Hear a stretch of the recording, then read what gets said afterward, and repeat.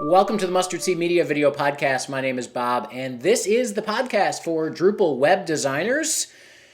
My Twitter was a flurry this morning as I woke up, and I saw that the new Views user interface had been released in the development version. So, of course, I dove right in quickly and thought I would check it out. At first, I was quite disappointed until I realized it was actually the Bartik theme that was causing problems. So as I go through this, if you are using Bartik on your Drupal 7 site, try something else. Try 7 theme.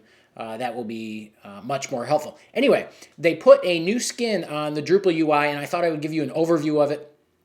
It's pretty much self-explanatory, but some people might be poking around for some stuff, and hopefully this video will help you out. So let's dive right in. The first thing you probably want to do is, and I'll link to this in the sort of the notes for this episode, there is a post posted by Merlin, who is the Views author, over on his blog about what they changed, why they changed it, just a general overview. It's a good thing to read just to get your bearings on what's happening here. Another important thing to notice is as of today, you have to use the dev branch of Views. So 7x.3x-dev.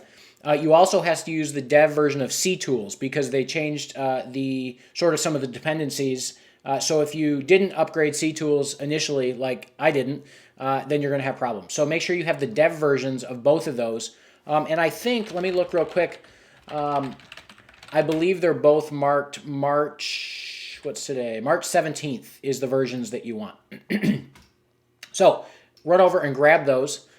And now let's take a look at what's changed. So this is Drupal 7. It's my first Drupal 7 screencast. I'm going to do more of them. I'm just starting to get into it myself a little bit. And as I said, I just looked at this morning, so it's going to take me a second to poke around, possibly as I do the video, to find everything. Anyway, if you go to Structure in Drupal 7, you will see Views. This is sort of the old build section. Admin/build is now admin/structure.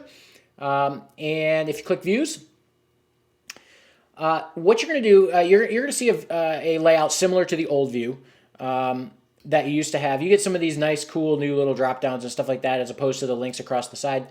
But the first thing that I'm going to show is when you add a new view. This is a very cool new feature.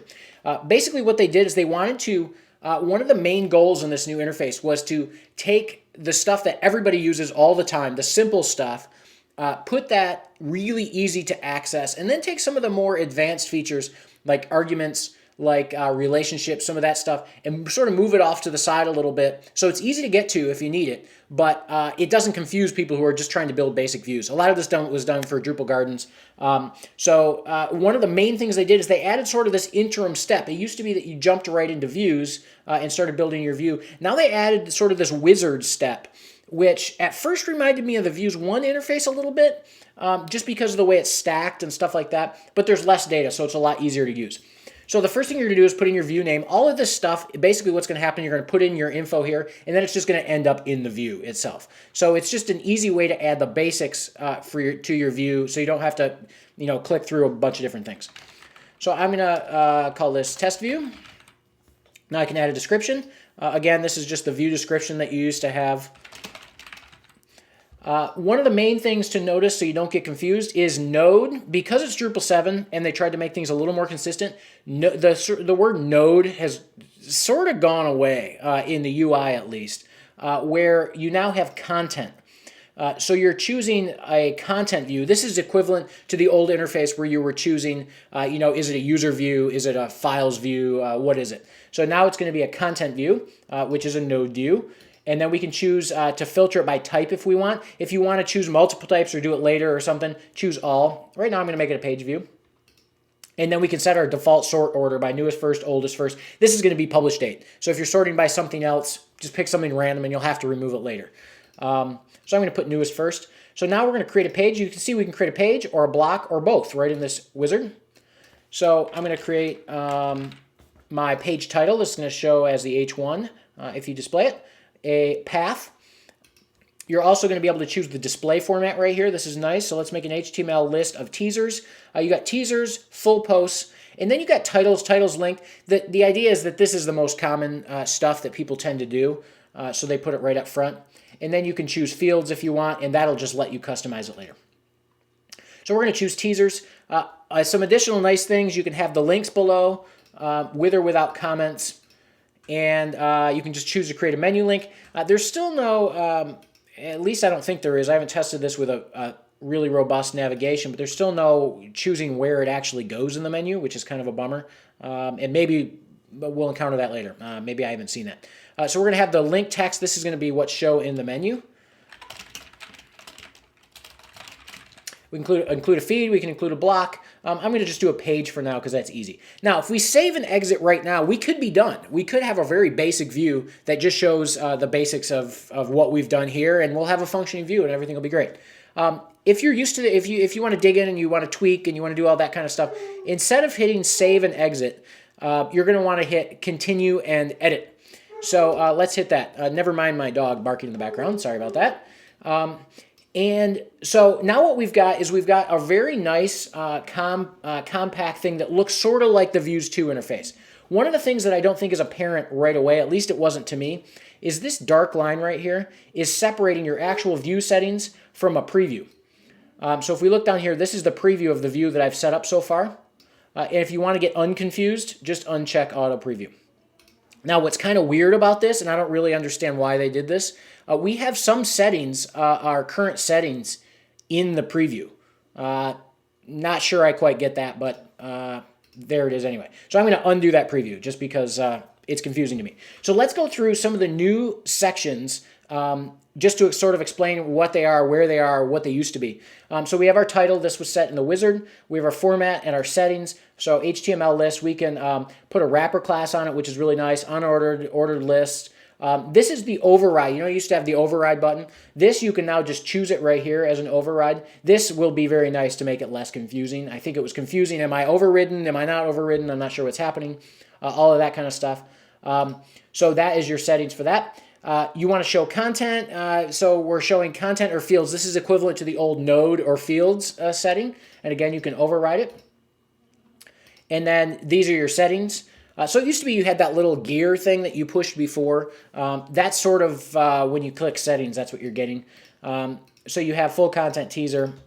Pretty straightforward so far. Filter criteria, these are your filters. They were moved from over on the right side over to the left side. This is kind of neat.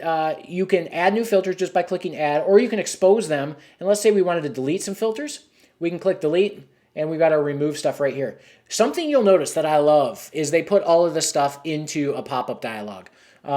So it used to be that you would click this stuff, and then you'd have to scroll down, and then you'd have to find what you're looking for and scroll back up and do all of that stuff. This is real nice because it's all in the pop-ups now. Something very cool, and I think new, I didn't see this in even the other version of Drupal 7, although maybe I didn't look that hard. You now have filter groups where you can do and or. This is going to be very powerful for people looking to build weird combinations of views where we include this and this, but not this, or something like that. So we've got an and or filter group, so you can just create new filter groups in here, add your stuff to the groups. Very cool. So you can, move it over here, all of that kind of stuff. Filter groups are going to be an awesome new addition to this. And so now we have sort criteria. You can, that's just your standard sort criteria. You have your page settings, which used to be up in the top left, which now includes some access stuff, your menu stuff, all of that. You've got header and footer information you can put in. You got your pager in a new section. And you'll notice we're missing a bunch of stuff from the apparent view so far of things like relationships, arguments, empty text, all of that kind of stuff. That's now hidden over under this advanced tab. I actually think this is a pretty good idea because some of this stuff I think was confusing to the old views interface, and now it's not. So now we've got some of these new things. I'm going to start from the bottom and go up just because the last one is the one I want to talk about the most. So in our other section, these are some general settings that used to be sort of over on the left side that everyone was kind of like, I don't know what that does. I sort of don't, I sort of know what that does. They've sort of grouped all this with some defaults. So you can change the machine name of the actual view if you want. The comment, this is a nice new little feature where you can add a comment about this display so you can know what this is or what distinguishes it from another display. It's a very nice new feature. Display status, this is also new. You can say either this is enabled or this is not enabled, but not delete the view. It used to be that if the view was created and it was there, it was on, and you couldn't really disable it. Now you can disable it but keep the view. That's very cool. Ajax is the same as before. Hide attachments in summary, so you can hide or show attachments there. The grouping, this is the standard old group by stuff that you would expect. Query settings for nerds only, I suppose. Caching, classes, theme information. This is your old theme setting stuff. It's nice to have that in a pop-up now. Now, exposed forms. So now you have you can expose your stuff in a block just like you could before, but they call it exposed form now instead of expose in block. No results behavior. This is your empty text. I would love to see some more filters in here, but one of the best things that they added here is now instead of just text for an empty text, you could show another view. That is a beautiful thing. So you have this view area, so you'll insert a view if the current view is empty. Very genius. I used to have to do that with embedding.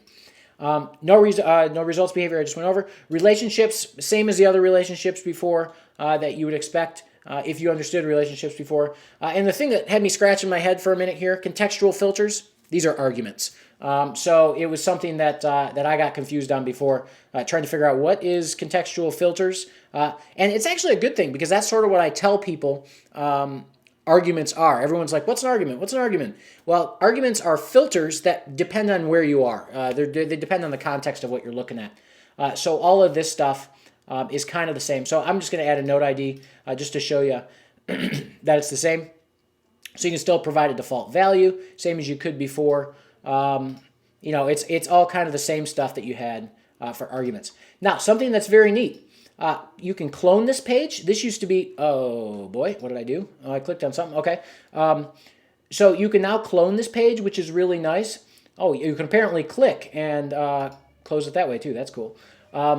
So it used to be that you would build a views display, and then you might have to have another display that was very similar to this one. You'd have to rebuild the whole thing.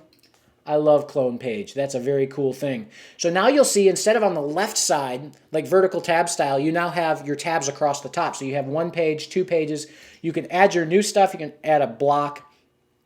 You can add a feed. You can add attachment, all that kind of stuff.